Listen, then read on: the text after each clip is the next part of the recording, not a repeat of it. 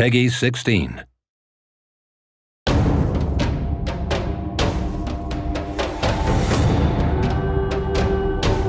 You encountered a lot of pirates in the prequel Risen, as well as in other games that we have developed, and that fitted pretty well with the dialogue style of the games and their quests, so we decided to turn it into a complete game. Previously, we tried to establish as many facets as possible with an equal standing. This time, however, we focused very much on the pirate setting, not least because you are left with almost no choice but to join the pirates. The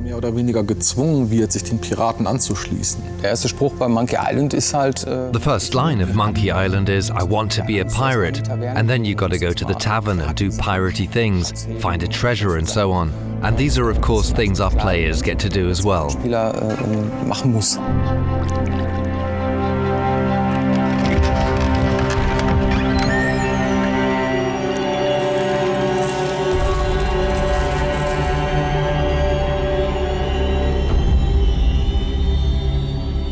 Wie man hier sehen kann, wollten wir raus aufs Meer und durch diese Schiffsreisen halt ein tropisches und exotisches Piratenspiel erzeugen. Hier haben wir die Startlocation. Hier lernt man das Spiel kennen. In einem Tutorial kannst dann am Anfang ein paar Monster plätten am Strand oder so, in der letzten Bastion der Menschheit.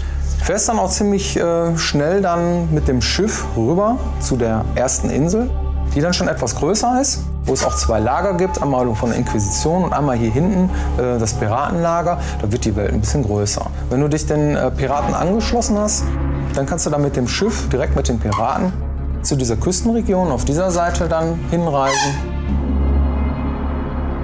Die Welt wird immer größer und von da ab hast du dann irgendwann, hier kriegst du dann dein eigenes Schiff und kannst dann auch andere Inseln dann weiter bereisen. Es lohnt sich auf jeden Fall am Ende des Spiels, im weiteren Verlauf des Spiels dann auch nochmal Locations, die man schon bespielt hat, nochmal hinzureisen, weil es da auch noch mehrere Quests gibt, noch im hinteren Bereich des Spiels.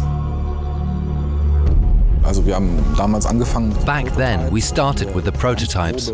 We just built pretty rough landscapes and walked through them, put in a few trees and various placeholders and checked out how it felt. Too big, too small. After that, the prototypes went into production and that's when the game began to take on a life of its own. Teilweise von alleine zu wachsen. In Risen 2 haben wir mehrere Inseln und There are several islands in Risen 2. In the past, we built the game landscape by hand. That's a lot of work.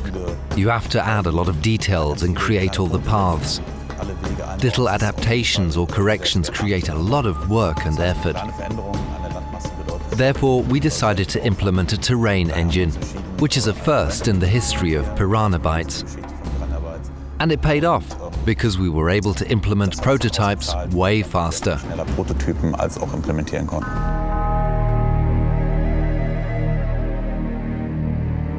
Beim Projektanfang von Risen 2 ging es erstmal darum, ein Setting zu erschaffen. Also wir mussten uns überlegen, was soll es überhaupt werden. Wir wollten halt dieses Regenwälder-Setting haben, karibisches Setting. Im Dschungel ist es eigentlich ziemlich dunkel. Ja, im Dschungel gibt es viel Schattenwurf. Es gibt unterschiedliche Baumhöhen und es gibt viel Bodenvegetation.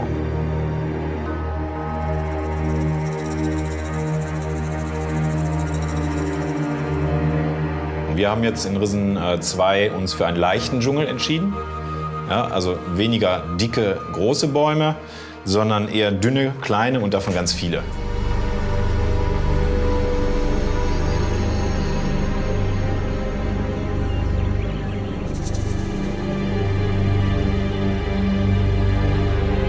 Also wir sind ja hier im Ruhrpott und so viel haben wir nicht hier, was wir uns selbst anschauen können. Ja, aber ein paar Wälder haben wir schon und da ziehen wir schon mal selber los mit der Kamera. Die Wälder sind teilweise urig hier, das soll man gar nicht meinen.